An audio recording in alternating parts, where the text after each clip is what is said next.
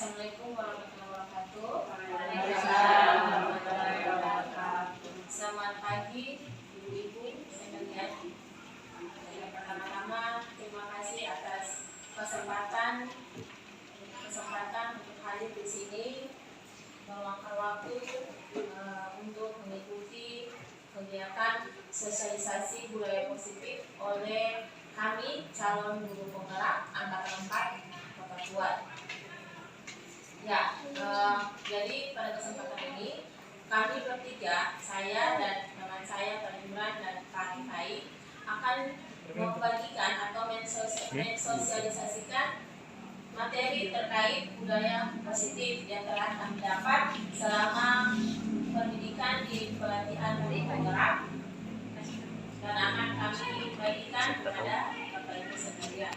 Harapannya semoga bisa diterapkan di kelas dalam proses pembelajaran. Ya, kurang lebih seperti itu Bapak Ibu.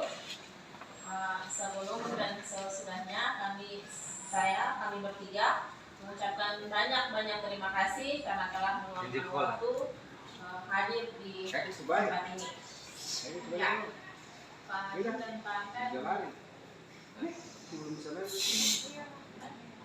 Oke.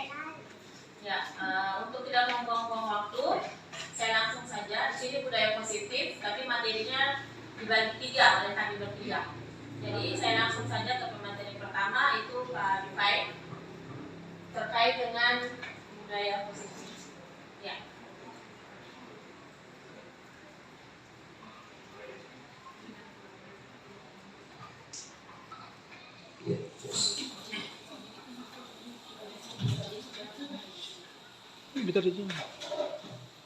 Bismillahirrahmanirrahim.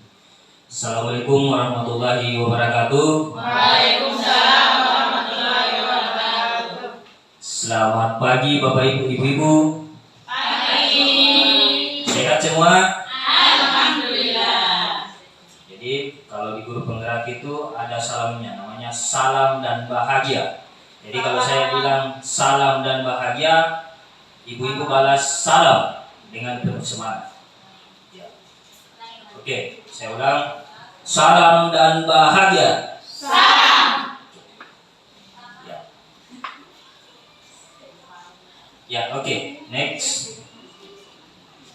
Ya, sebagaimana disampaikan tadi oleh Ibu Hasna bahwa kita akan melaksanakan sosialisasi terkait dengan budaya positif.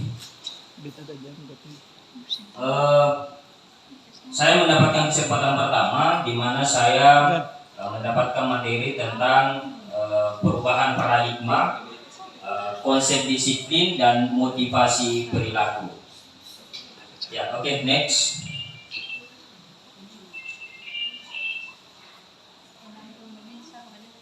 Ya, budaya positif atau ekosistem positif.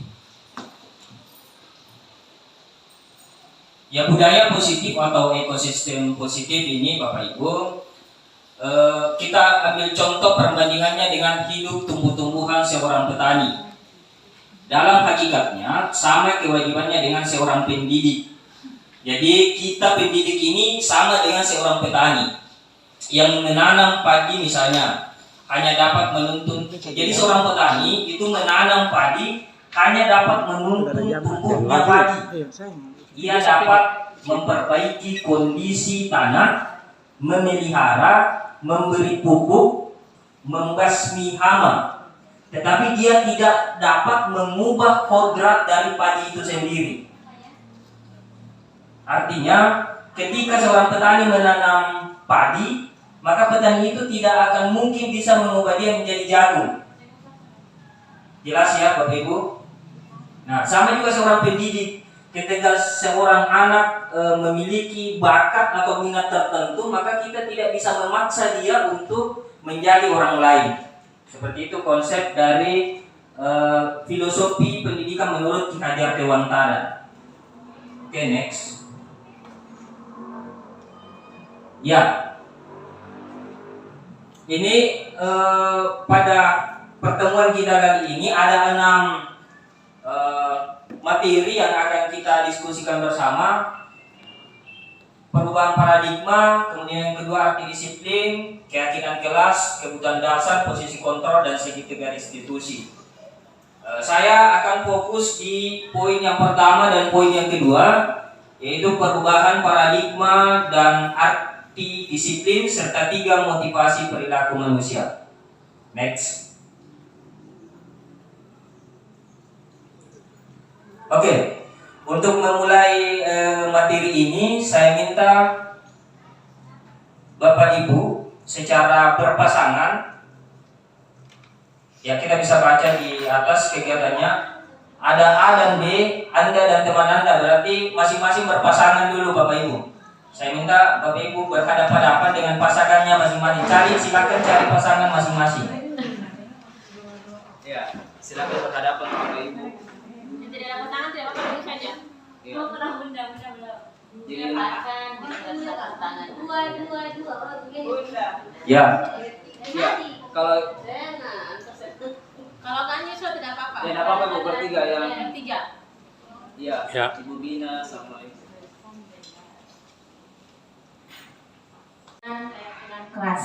Nah, sebelum masuk ke keyakinan kelas, saya sedikit penguatan terkait dengan materi yang apa disampaikan bahwa dan tentang teori kontrol dan stimulus respon. Yang selama ini kita berpikir dan apa yang kita lakukan itu Iya. ada di stimulus respon. Nah, bagaimana kita membuat perubahan paradigma, perubahan pemikiran kita untuk berada di posisi yang teori kontrol tadi. Jadi contoh-contoh yang tadi Pak Rifai sampaikan bahwa jangan sampai orang lain yang mempengaruhi kita, tapi bagaimana kita sendiri yang bisa menjadi diri kita sendiri seperti apa. Jangan sampai ada motivasi dari luar, motivasi eksternal, tapi kita melakukan apapun itu jangan hanya karena ada motivasi eksternal. Misalnya saya mau bikin ini karena saya takut dimarahi, saya mau bikin ini atau saya mau dapat pujian, tidak. Tapi memang benar-benar itu dari dalam diri kita. Sehingga ketika menjadi kebiasaan untuk melakukan budaya positif tadi, itu memang benar-benar dari dalam diri kita. Sehingga itu bisa menjadi sesuatu yang berjangka panjang dan kembali ke dalam diri kita sendiri. Oke, next Pak Yu. Ya, keyakinan kelas, hukuman dan penghargaan. Ya, mengapa tidak peraturan saja? Mengapa harus keyakinan kelas? Ya, di situ ada 3 poin pertanyaan. Mengapa kita memiliki peraturan harus menggunakan helm bila mengendarai kendaraan roda 2? Kemudian ada lagi, mengapa kita memiliki peraturan 3M? Menggunakan masker, mencuci tangan, dan menjaga jarak. Mengapa kita memiliki peraturan harus datang tepat waktu pada saat mengikuti pelatihan? Ya, mungkin Anda bisa jawab dari ketiga pertanyaan ini.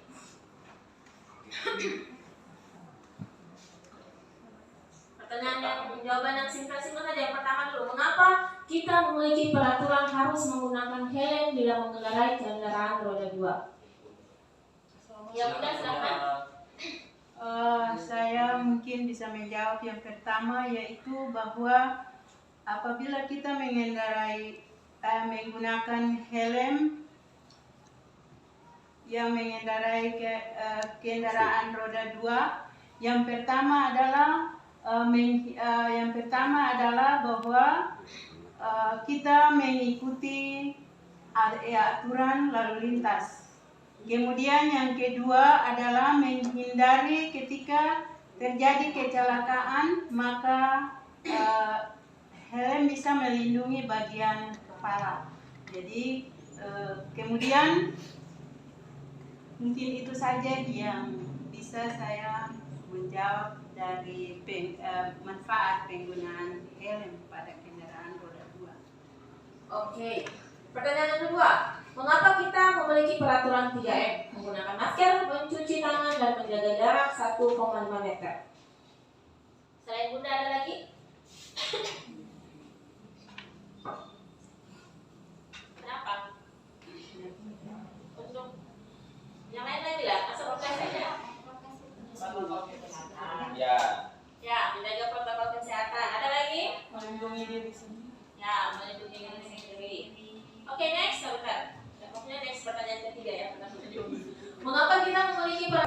ya yang kita gunakan setiap hari di sekolah. Kita banyak menghukum, kemudian membuat siswa merasa bersalah, ya. Kemudian kita juga memposisikan diri sebagai seorang teman. Kemudian kita memposisikan diri mengontrol sebagai pemantau. Kemudian memposisikan diri sebagai manajer. Sebelumnya kita lihat dulu pengertian dari kelima posisi pengontrol. Penghukum, yang mana seorang penghukum ini bisa menggunakan hukuman fisik maupun verbal. Jadi biasa kita dalam kelas ini langsung kita, anak peserta didik kita ada kesalahannya, langsung kita hukum secara fisik maupun verbal. Biasanya yang kita gunakan yaitu patuhi aturan saya atau awas. Nah, ini biasanya berbentuk verbal. Berbentuk verbal. Atau misalnya hukuman fisik kita suruh push up.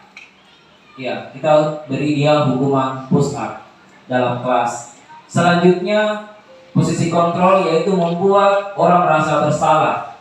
Jadi ini adalah biasa yang guru-guru yang lemah lembut ini yang tidak mau memberikan hukuman kepada siswanya, dia berat hati memberikan hukuman kepada siswanya, dia lebih membuat peserta didik ini merasa bersalah jika anak ini misalnya membuat pelanggaran dalam kelas. Misalnya dia tidur dalam kelas atau tidak memperhatikan. Biasanya kita bilang, Andi, saya ini sudah menjelaskan dari tadi loh. Kamu kok tidak memperhatikan saya, padahal saya ini sudah capek sekali.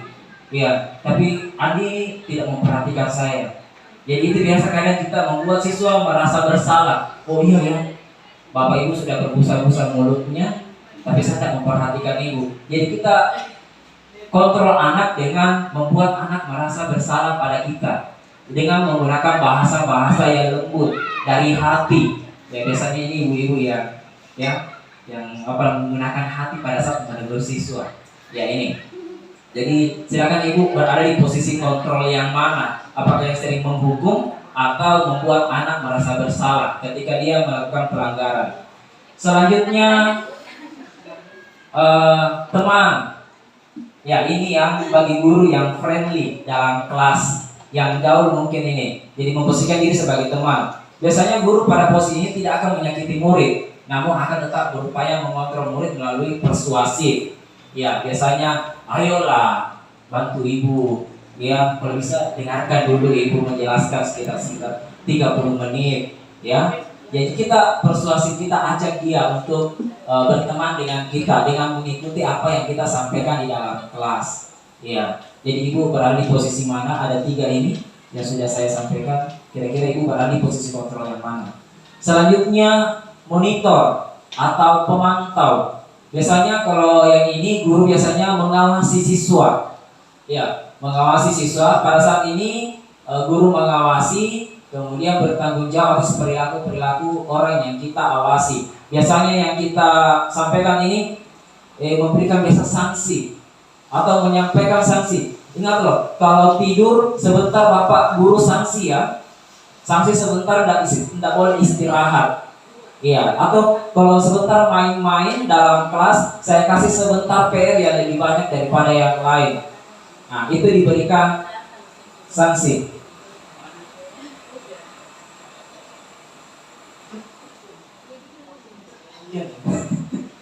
Oke, selanjutnya ya ini posisi manajer. Nah ini mungkin posisi yang paling bijak di antara posisi kontrol yang lainnya. Kalau posisi manajer ini di mana guru bersama dengan murid, jika peserta ini kita ada kesalahan, kita panggil murid untuk bertatap muka.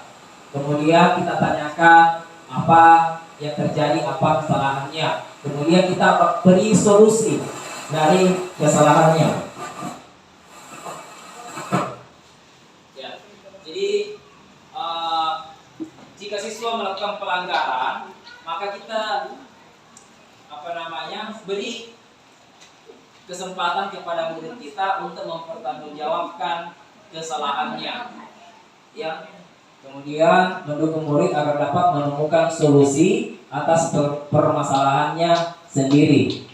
Jadi misalnya apa rencana kamu untuk memperbaiki kesalahanmu?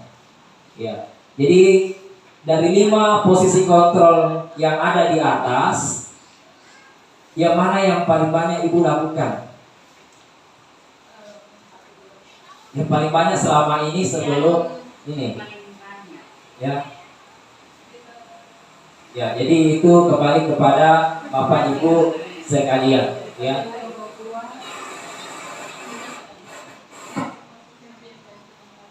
Oke. Selanjutnya Bapak Ibu boleh lihat di atas di table.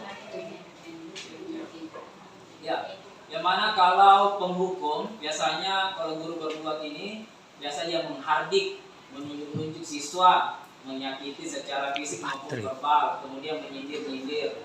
Nah, cek, ya seperti itu. Kemudian kalau guru berkata, kalau kamu tidak melakukan awas ya, ya itu biasanya ya guru sampaikan kalau dia posisi sebagai penghukum. Kemudian biasa hasilnya anak-anak biasanya memberontak, ya menyalahkan orang lain atau bahkan berbohong. Kemudian kaitannya dengan dunia berkualitas, murid meletakkan guru dua di dunia berkualitas. Kemudian biasa murid berkata, biarkan saja, nanti juga marah-marah lagi. Jadi biasanya kalau kita lebih banyak menghukum, ya kadang anak juga akan kembali kepada kita, biar saja. Memang seperti itu Bapak Ibu guru. Kalau marah-marah, ya dampak pada murid, ya mungkin dia akan mengulangi kesalahannya. Kalau membuat merasa bersalah, ya biasanya ibu ini dengan berceramah, ya menyampaikan dengan lembut hati, ya seharusnya kamu seperti ini, atau ibu kecewa loh kamu ribut dalam kelas misalnya. Ya, jadi ini semua merupakan posisi-posisi kontrol. Jadi kalau menurut saya Bapak Ibu sebagai pendidik, kita lebih banyak menggunakan posisi kontrol di bagian manajer.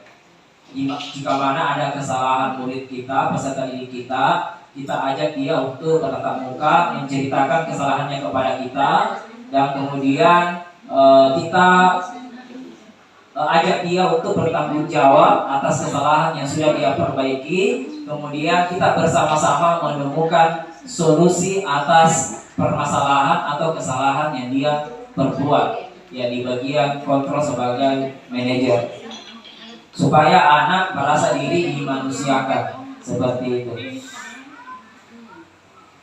Lanjut Bapak Ibu. Kemudian pada saat anak melakukan kesalahan atau berbentuk pelanggaran, pada saat anak melakukan kesalahan atau pelanggaran, ya biasanya ada satu metode yang kita gunakan untuk menangani kesalahan anak dengan menggunakan metode restitusi. Metode restitusi ini adalah yaitu proses menciptakan kondisi bagi murid untuk memperbaiki kesalahannya